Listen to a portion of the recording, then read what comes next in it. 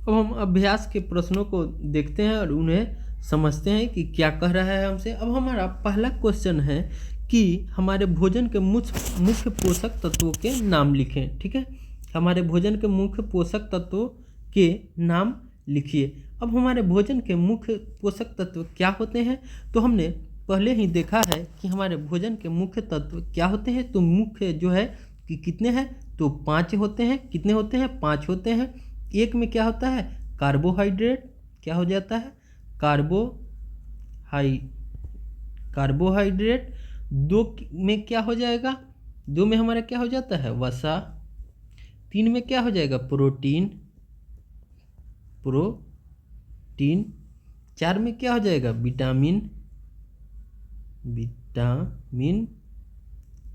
5 में हमारा क्या हो जाएगा, खनिज लवण। क्या हो जाते हैं, खनिज लवण। ठीक है, तो यही हमारा क्या है, भोजन के मुख्य पोषक तत्व होते हैं।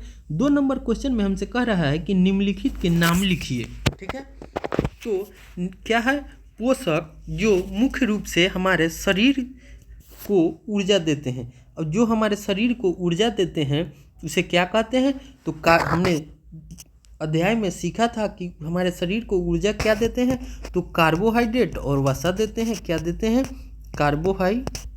कार्बोहाइड्रेट और वसा। कार्बोहाइड्रेट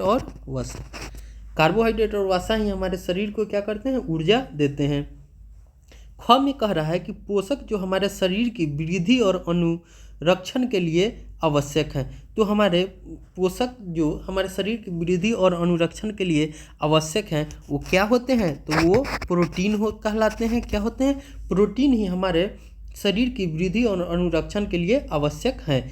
हमसे ग में कह रहा है कि वह विटामिन जो हमारी अच्छी दृष्टि के लिए आवश्यक है। ठीक है, अच्छी दृष्टि के लिए हमारी क्या आवश्यक है, तो विटामिन ए। अच्छी दृष्टि के लिए क्या होनी चाहिए, विटामिन ए होनी चाहिए। अब घ में क्या कह रहा है कि वह खनिज जो अस्थियों के लिए आवश्यक है। अब अस्थि के लिए हमारा क्या आवश्यक है, तो कैल्शियम। क्या होता है, कैल्शियम हमारे अस्थि के लिए बहुत ही आवश्यक है। अब हम 3 नंबर प्रश्न को देखते हैं। 3 नंबर प्रश्न में हमसे कह रहा है कि 2 ऐसे खाद्य पदार्थों के नाम लिखिए जिनमें निम्न पोषक प्रचुर मात्रा में उपलब्ध होते हैं। अब क्या है, वसा। तो वसा जो है किस में होता है सबसे ज़्यादा, तो वसा किस में होगा, घी में और दूध में। किसमें, घी और दूध। वसा सबसे ज़्यादा किस में होगा, घी और दूध में। मड किस में होगा, तो मड क्या है, कार्बोहाइड्रेट के रूप में होता है। तो कार्बोहाइड्रेट किस में होता है, चावल में और आलू में। सबसे ज़्यादा चावल और आलू। ये बोल रहा है आहारी रेशे। तो हम जानते हैं कि आहारी रेशे हमको किससे मिलते हैं, पादप से मिलते हैं। आहारी रेशे किससे मिलते हैं, पादप से मिलते हैं। आहारी रेशे ही क्या है, रुक्षांश है। तो ये हमको कहाँ से मिल सकता है, तो ये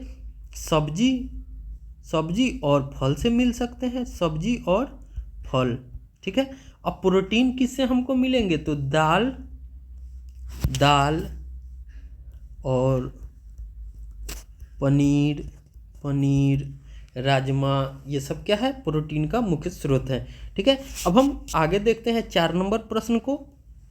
अब देखिए हमसे 4 नंबर प्रश्न में क्या कह रहा है कि इनमें से सही कथन को टिक लगाना है, अंकित कीजिए। ठीक है, अब क में क्या कह रहा है कि केवल चावल खाने से हम अपने शरीर की पोषण आवश्यकताओं को पूरा कर सकते हैं।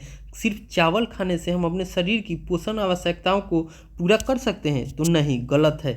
क्या है, गलत है, क्योंकि हमको संतुलित आहार लेना चाहिए। सभी शरीर के सभी पोषण को पूरा करने के लिए हमको क्या लेना चाहिए, संतुलित आहार लेना चाहिए। ठीक है, अब कह रहा है संतुलित आहार खाकर अभावजन्य रोगों की रोकथाम की जा सकती है। हाँ, ये सही है, क्योंकि संतुलित भोजन करके ही अभावजन्य रोगों से रोकथाम की जा सकती है। ग में कह रहा है कि शरीर के लिए संतुलित आहार में नाना प्रकार के खाद्य पदार्थ होने चाहिए, ये भी सही है। विभिन्न प्रकार के भोजन पदार्थों को आवश्यकता होती है, ठीक है। किसी भी पोषक की कमी होगी तो हम किसी रोग से ग्रसित हो सकते हैं, इसीलिए हमको क्या करना चाहिए, संतुलित भोजन खाना में विभिन्न प्रकार के सामग्री या व्यंजन को खाना चाहिए। घ में कह रहा है कि शरीर को सभी पोषक तत्व उपलब्ध कराने के लिए केवल मांस पर्याप्त है, नहीं, मांस केवल पर्याप्त नहीं है। सभी पोषक को प्राप्त करने के लिए क्या होना चाहिए, संतुलित आहार होना चाहिए, ठीक है। अब 5 नंबर को देखिए। 5 नंबर में हमसे कह रहा है कि रिक्त स्थानों की पूर्ति कीजिए। क्या करना है, रिक्त स्थानों की पूर्ति करना है। कह रहा है क में डैश विटामिन डी के अभाव से होता है, तो विटामिन डी के अभाव से क्या होता है, रिकेट्स। विटामिन डी के अभाव से क्या होता है, रिकेट्स होता है, ठीक है। अब आगे देखिए ख में क्या कर रहा है, डैश की कमी से बेरी बेरी रोग होता है, तो बेरी बेरी किसके कमी से होता है, विटामिन बी के कमी से।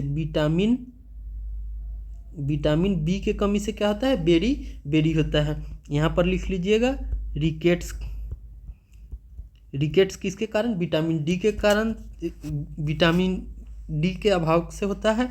विटामिन बी के कारण क्या होता है, विटामिन बी के कारण क्या होता है, बेरी बेरी रोग होता है, ठीक है। ग में कह रहा है विटामिन सी के अभाव से क्या होता है, तो विटामिन सी के अभाव से क्या होता है, स्कर्वी होता है। क्या होता है, स्कर्वी होता है। तो स्कर्वी और इस विटामिन सी का मुख्य स्रोत क्या है, तो आंवला, नींबू, ठीक है, आंवला, नींबू या खट्टी पदार्थ। अब हम घ में क्या कर रहा है, हमारे भोजन में डैश के अभाव से रतौंधी होता है, तो रतौंधी किसके अभाव से होता है, तो विटामिन ए के अभाव से। रतौंधी हमारे शरीर में किसके कारण होता है, विटामिन ए के अभाव से, ठीक है। तो इस तरह से मैंने सभी प्रश्नों को देख लिया अध्याय को। मिलते हैं अगले वीडियो में, तब तक के लिए बाय।